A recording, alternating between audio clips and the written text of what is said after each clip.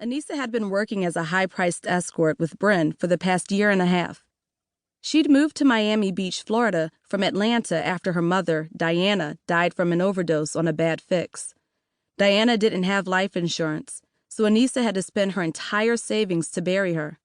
After that, she planned on staying in Georgia and keeping her low-paying CNA job to stack back up. However, when Bryn told her she could come stay with her, she jumped at the opportunity to jet to Florida. Anissa knew what Bryn did for work, and at first, she wasn't for it. But she changed her mind after seeing Bryn's lifestyle and all the things she was able to afford. Anissa allowed herself to be taught the game. Bryn showed her how to walk, how to talk, and how to pinpoint the highest paid man in the room just by his choice of cufflinks.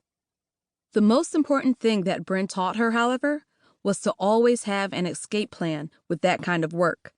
She told Anissa that they couldn't turn tricks forever and that they should always want more out of life, which was why they had a savings goal. The moment they both had $100,000 saved up, they were going to be out of the game. Bryn wanted to open her own hair salon, while Anissa wanted to start her own online fashion boutique.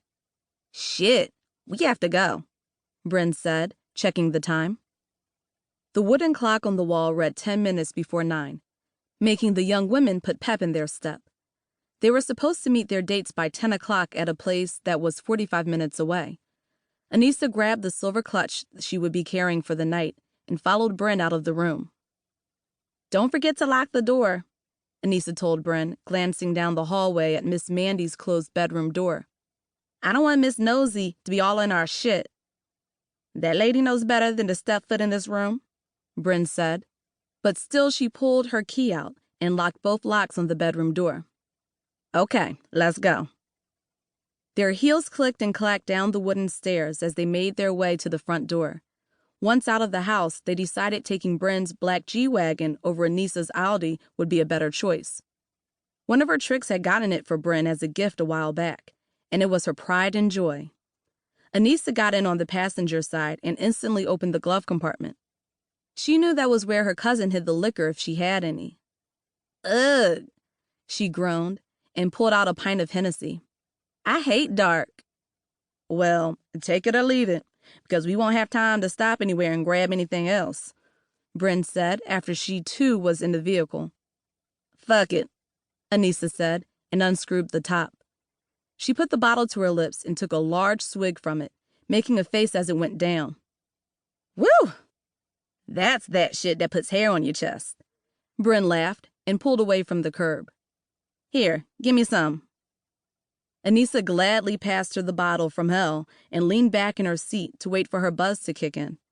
She liked having some of the edge off when they went on dates. It helped her to not be so uptight with her clients.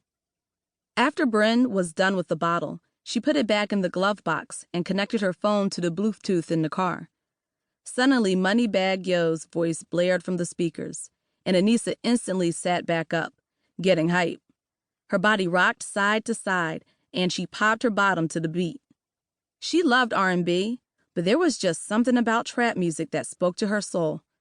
She and Bryn vibed out the entire ride to the meeting spot, singing and rapping whatever song was playing.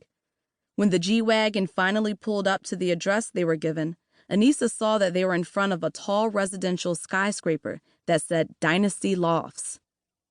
"They said we can get a parking pass and pull into the parking garage, but I'm going to park on the street just to be on the safe side," Bryn said, and did a U-turn in the middle of the street to park on the other side of it.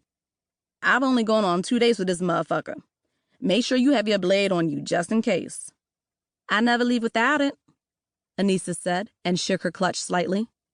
"I taught you well," Bryn noted, and sprayed herself with some perfume from her armrest. "All right, let's get in there before they think we stood them up." They got out of the car and crossed the street when there was a break in traffic. But even with cars coming, they didn't rush. The cars coming their way slowed down respectfully, and Anissa heard a whistle come from a BMW. "You ladies are looking magnificent tonight. Which one of you wants to be my wife?" She smiled without looking at the car and whipped her hair over her shoulders as she kept walking. One of Bryn's rules of being an escort was to always carry themselves as ladies with class. Not only that,